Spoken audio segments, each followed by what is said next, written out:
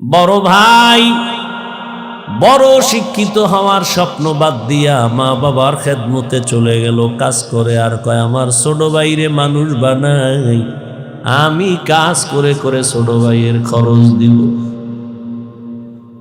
ছোট ভাইরে কষ্ট করে করে মানুষ বানাইছে, কিন্তু বহু ছোট ভাই বড় ভাই মানুষ হইতে পারে না, শিক্ষিত না হয় ছোট ভাইরে বানাইছে। ছোট ভাই এখন চাকরি করে, বড় ভাইয়ের খবর নেয় না। ঈদের সময় এখন বিয়া কইরা কত আনন্দ, চাকরি করে, টাকার অভাব নাই।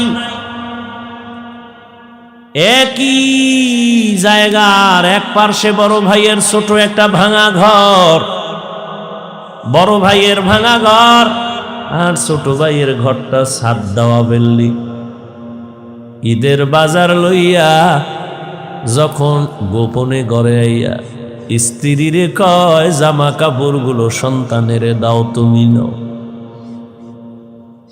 বড় ভাই তো জানালা দিয়া তাকায় দেখছে ছোট ভাই আসছে, কিন্তু বড় ভাইরে জিগায় না। বাচ্চারে কি আর কন্ট্রোলে রাখা যায়? ও দৌড় দিছে, কাকা আছে।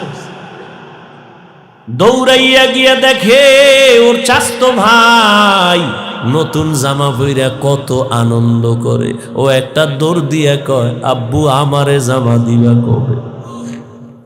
বাবা এই কথা শুইনা চোখের পানি ছেড়ে কান্না করে আর বুকে জড়ায় কয় বাবা কাঁদিস না, আল্লাহ যেদিন তৌফিক দিবে সেদিন তোরে জামা কাপড় দিবে। এমন নিমক হারাম বড় ভাইরে জিগায় না, কোনো খোঁজ খবর নেয় না, কিন্তু বড় ভাই বাবার সমতুল্য,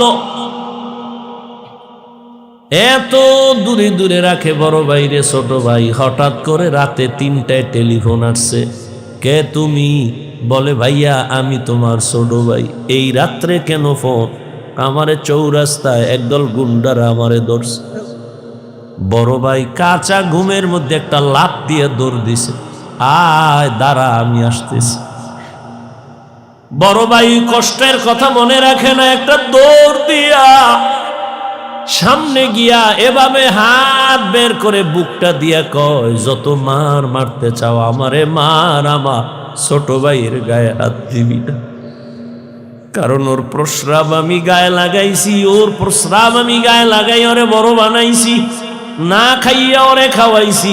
আমারে মার, ওরে মারবি না। তাহলে ভাই ভাইয়ের জন্য কতটা আপন আল্লাহ বুঝায় দেয়। কিয়ামতের দিন এত কলিজার আপন ভাইটাও কোনো পরিচয় দিবে না, পালাতে থাকবে। তাহলে মা বাবা তো আরো দূরে। ও আল্লাহর বান্দারা, ইউসুফ আলাইহিস সালাম ভাইদের ষড়যন্ত্রে পড়িয়া বাবার থেকে আলাদা হয়ে গেল। সবাই বাবারে খেলার নাম বইলা ইউসুফ নবীরে নিয়ে গেল। বাবায় ছাড়তে চায় না, কিন্তু কলে কৌশলে আটকাইয়া যখন নিয়ে যায় ইয়াকুব নবী চোখের পানি ছেড়ে কান্না করে। বাবার চোখের আড়াল থেকে যখন দূরে সরে গেল, 10টা ভাই ইউসুফের বাবার চোখের সামনে কোলে নিছে।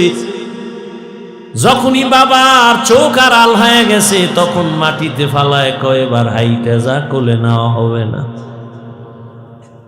নিতে নিতে জঙ্গলের ভেতরে এক ভাই মারে, আর এক ভাইরে কয় এবার তুই মা। ওই ভাইদের মধ্যে যিনি বড় তার নাম ইহুদা।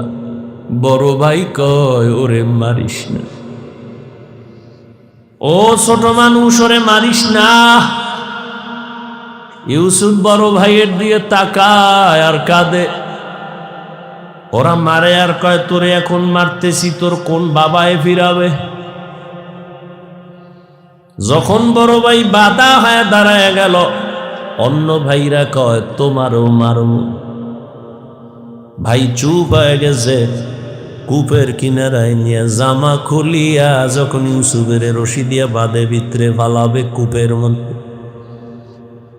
ইউসুফ নবীরে যখন ফালায় অন্ধকার ময়লা পানির ভেতরে, আমার আল্লাহ বরদাস্ত করতে না পেরে বলে, জিবরাইল যাও, আমার ইউসুফের বস্ত্র যেন না খুলে জান্নাতি একটা জামা নিয়ে পরায়া দাও, আর নিচে পাথর দেও, ময়লা পানি যেন ইউসুফের গায়ে স্পর্শ না করে, ইউসুফ পাথরের উপরে দাঁড়ায়া যাবে।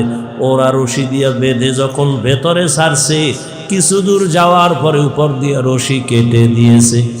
থাম কইরা পইরা পাথরের উপরে ইউসুফ দাঁড়ানো, জান্নাতি জামা পরা, আর আলো তো লাগবে না। ইউসুফ নবীর চেহারায় পুরো অন্ধকার, খুব আলো হয়ে গেছে। শুনিদা কায় বুয়াদ মানন্দে দিদা তোরা দিদা ও ইউসুফ শুনিদা।